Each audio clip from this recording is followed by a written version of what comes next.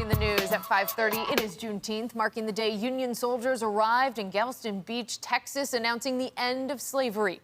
It came 2 months after the Civil War and more than 2 years after the Emancipation Proclamation. We are super happy to be joined by longtime activists as well as the chair of the Buffalo African American Museum, Clifford Bell, alongside Museum Board Trustee Ellen Harris Harvey.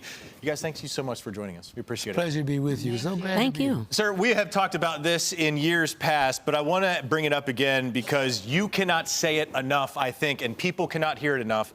The importance of history in this holiday very much mirrors the importance of history in African Americans, and especially in the Queen City. Why is appreciating that history important? Because so much has been done by people that have been up front for us many, many years. Never get the true credit they deserve. You know, we got among ourselves and talked about 3 things we think are fundamental to doing this. That's information, education, and appreciation. Because they get the information, they become educated.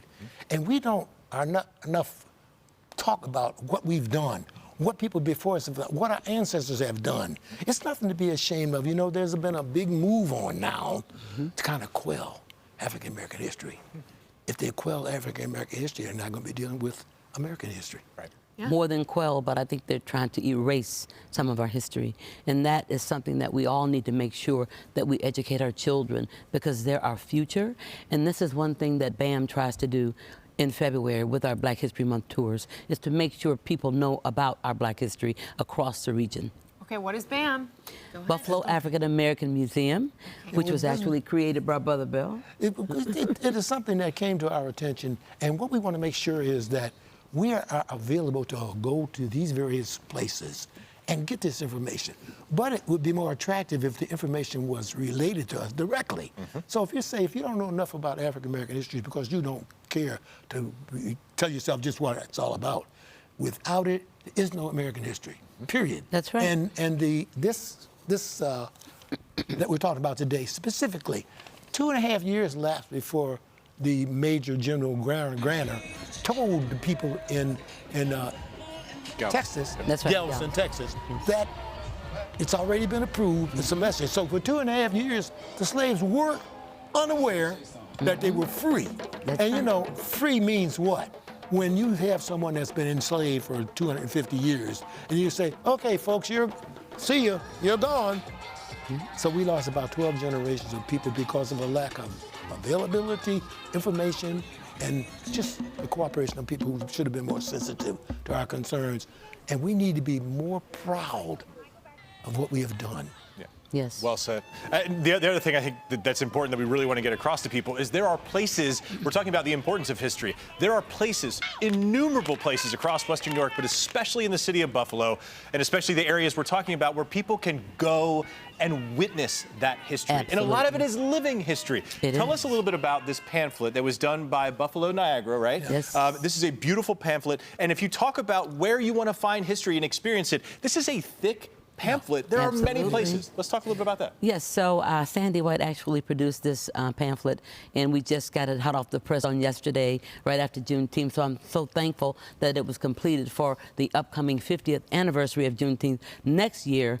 And I just like to say I was at the Juneteenth this year, and it was phenomenal. The parade was, you know, beautiful. The floats were phenomenal. The people were having fun. And I know there was, you know, some negative things that came out on the news about it. But for me, the experience that I had coming here in 1976 and witnessing that first parade, that's the first year I ever stepped foot in Buffalo. I was visiting my brother from high school. 1976. So I'm aging myself, but 1976. So I remember that day, and it impacted me seeing all those people come together in fun and with music and laughter and food and fellowship. And that's what we're looking for, and that's the kind of people we are. We are, you know, grounded in our faith, and that is our foundation as a people. So I'm thankful for the connection and the Juneteenth lasting 49 years, coming up on our 50th year. 50, right. Listen, we're gonna celebrate 50 years. I can't wait. We're going big. We're going big. Sure. Where can people find this pamphlet? And, you know, maybe talk about a couple of places in there that are really worth highlighting. The African American Heritage Corridor. Come on. That's a rich history. Harriet Tubman brought slaves to the Michigan Street Baptist Church. We have to know our rich history. We have the Freedom Park. We have, you know, where the slaves crossed Lake Erie all the way up to Niagara Falls. So that was part of our tours in February. So people need to learn about our history and be educated and have the information and the knowledge and the power to teach the next generation of where we came from to know where we're going. We've been here doing this. I personally been doing this over 70 years. I was born and raised in Buffalo.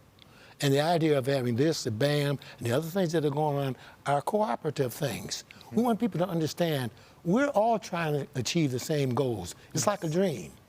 And a dream is a very important thing. Without them, where will we go?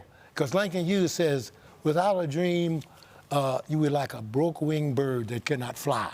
Come on. And he says, without a dream, you'd be a great big field barren of snow. And all of a sudden, you know, dreams are like, the fulfillment of them is what makes the dream a reality. Yes. But on working on it, it takes the cooperation of many hands to make sure that the achievement is done. And communication is the key. One thing that we do well in BAM is we have a tradition of communication. And Bell's Law is, what is it, the three things that I've told you 42 times? Education. The relationships you build, the decisions you make, and the actions you take. Very good. The big three. That's all your life is built around those three things.